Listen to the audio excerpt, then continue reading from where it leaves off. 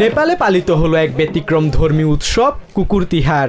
দীপাবলির দ্বিতীয় দিনে সশস্ত্র পুলিশ বাহিনী এপিএফ এর উদ্যোগে এই উৎসবে বিশেষ সম্মান জানানো হয়েছে মানুষের নিকটতম সঙ্গী কুকুরদের।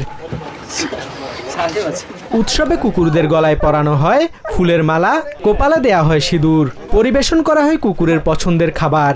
সনাতন ধর্মের বিশ্বাস অনুযায়ী কুকুরকে মৃত্যুর দেবতা যমরাজের দূত হিসেবে গণ্য করা হয়, তাই এই দিনে তাদের ভক্তি ও আনুগত্যের প্রতি জানানো হয় বিশেষ সম্মান। কাঠমান্ডুর এপিএফ সদর দপ্তরে আয়োজিত হয় এক বিশেষ প্রদর্শনী। আগুনের বৃত্তে ঝাঁপ দেয়া, পেছন থেকে হাঁটা কিংবা বসে থাকা কুকুরদের নানা দক্ষতায় মুগ্ধ হন দর্শকরা। সহকারী পুলিশ পরিদর্শক রাজন সুবেদি বলেন, প্রশিক্ষিত কুকুরদের দক্ষতা ও অবদান তুলে ধরতে এই প্রদর্শনীর আয়োজন করা হয়েছে। আমাদের সেবায় কুকুরগুলো বিভিন্ন ভূমিকা পালন করে এবং সেই অনুযায়ী তাদের সম্মান জানানো হয়। এই অনুষ্ঠানটি এমন একটি সাংস্কৃতিক উৎসবের সঙ্গে মিলে যায় যেখানে কুকুরদের দেবতা ভৈরবের বাহন হিসেবে সম্মান জানানো হয়।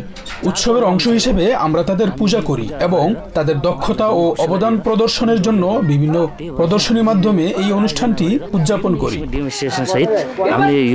এপিএফ কাইনান ডিভিশনে কুকুরদের প্যারেড এবং অপরাধ তদন্তে তাদের অসাধারণ ভূমিকা তুলে ধরা হয়। নানা ক্ষেত্রে অবদানের জন্য ডগ অব দ্য ইয়ার সহ নানা পুরস্কারে সম্মানিত করা হয় সেরা কুকুরদের। এই ডিভিশনের বহু কুকুর অপরাধ তদন্ত, প্রমাণ অনুসন্ধান ও উদ্ধার অভিযানে অবিচ্ছেদ্য সহযোগী হিসেবে কাজ করেছে। প্রাচীনকাল থেকে আনুগত্য, সাহস ও সঙ্গ দেওয়ার কারণে কুকুর মানুষের প্রিয় সঙ্গী। নেপালের কুকুর তিহার শুধু একটি উৎসব নয়, এটি ভালোবাসা, শ্রদ্ধা ও সহাবস্থানের এক অনন্য দৃষ্টান্ত।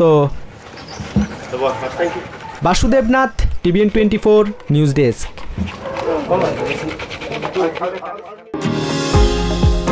নিউ ইয়র্ক থেকে সম্প্রচারিত টিভিএন 24 টেলিভিশন বিশ্বজুড়ে বাঙালির কণ্ঠস্বর।